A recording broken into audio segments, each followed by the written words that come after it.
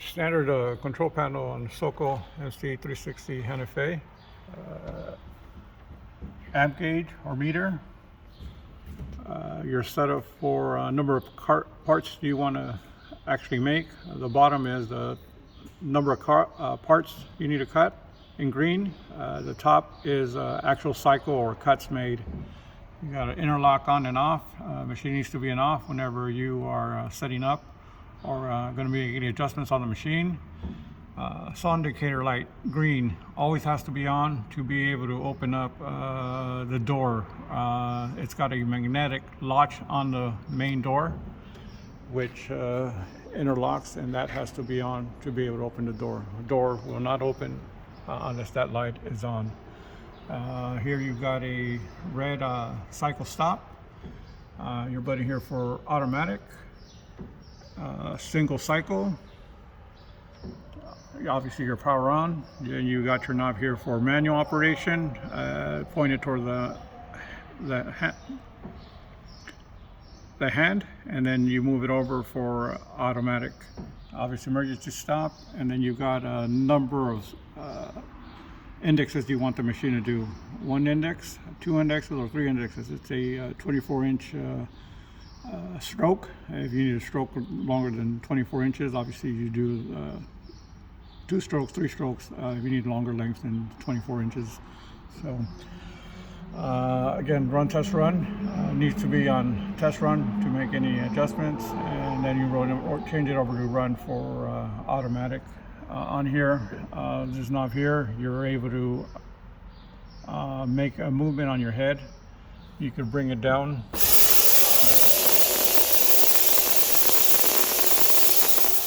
And bring it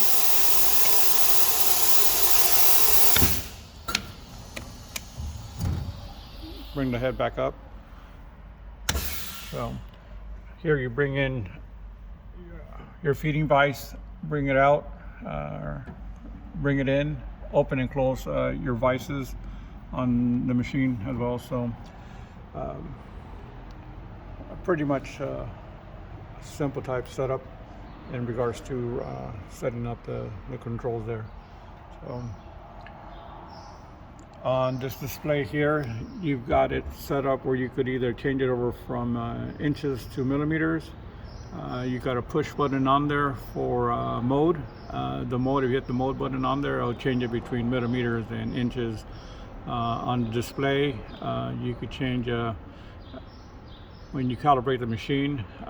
Say you make a cut and it's off, and you mic it, and if you see that it's off, you could actually punch in there or put in the numeration of what the actual length is, and that would obviously next time you cut, it'll be to that length.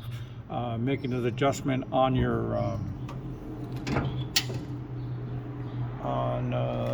that feeder here, or you've got this handle here that adjusts your length on there.